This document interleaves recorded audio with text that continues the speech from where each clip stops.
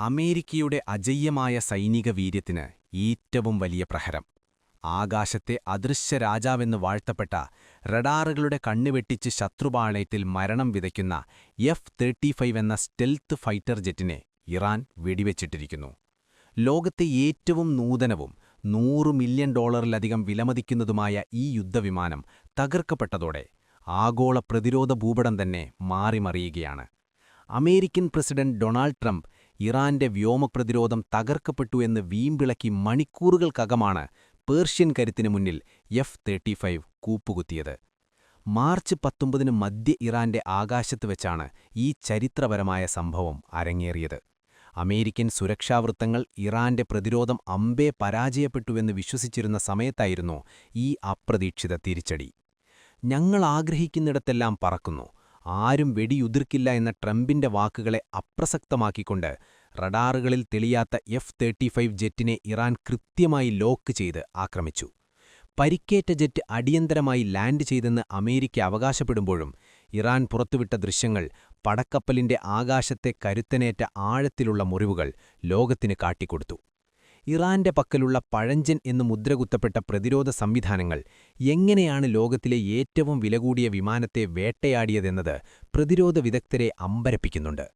Stealth സാങ്കേതികവിദ്യ എന്നത് റഡാറുകളെ വെട്ടിക്കാനാണെങ്കിലും വിമാനങ്ങൾ പുറത്തുവിടുന്ന താപം കണ്ടെത്തുന്നതിൽ ഇറാൻ വിജയിച്ചു എന്നാണ് പ്രാഥമിക വിലയിരുത്തൽ.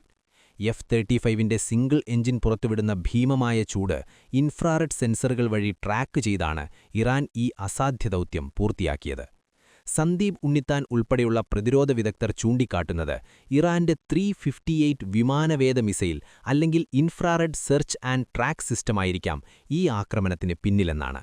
റഡാർ ഉപയോഗിക്കാതെ തന്നെ വിമാനത്തിന്റെ ഹീറ്റ് സിഗ്നേച്ചർ പിന്തുടർന്നാക്രമിക്കാൻ ഇത്തരം സംവിധാനങ്ങൾക്ക് സാധിക്കും.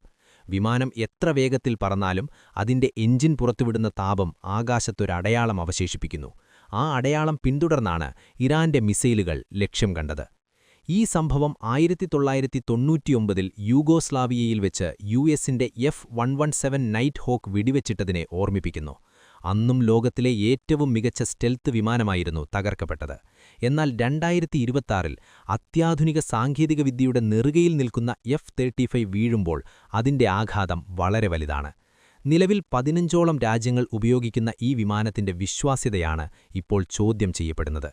ഇന്ത്യയ്ക്ക് പോലും ട്രംപ് വാഗ്ദാനം ചെയ്ത ഈ വിമാനം ഇപ്പോൾ ഇറാന്റെ മണ്ണിൽ മുട്ടുമടക്കിയിരിക്കുന്നു. ഇറാന്റെ ബന്ദർ അബ്ബാസിനു മുകളിൽ രണ്ടാമതൊരു F-35 കൂടി തകർക്കപ്പെട്ടെന്ന റിപ്പോർട്ടുകൾ അമേരിക്കയെ കൂടുതൽ പ്രതിരോധത്തിലാക്കുന്നു. ഫെബ്രുവരി 28-ന് യുദ്ധം ആരംഭിച്ച ശേഷം 12ലധികം MQ-9 റീപ്പർ ഡ്രോണുകൾ അമേരിക്കയ്ക്ക് നഷ്ടമായിരുന്നു. എന്നാൽ ഒരു ഡ്രോണിനെയോ സാധാരണ വിമാനത്തെയോ വെടിവച്ചിടുന്നതുപോലെയല്ല സ്റ്റെൽത്ത് കരുത്തനായ F-35 വീഴുന്നത്. ഇത് അമേരിക്കയുടെ വായുസേനയുടെ ആത്മവിശ്വാസത്തെ പിടിച്ചുയുലയ്ക്കുന്ന ഒന്നാണ്. ഈ വിജയം ഇറാൻ യുദ്ധത്തിന്റെ ഗതിയെ തന്നെ മാറ്റിയേക്കാം.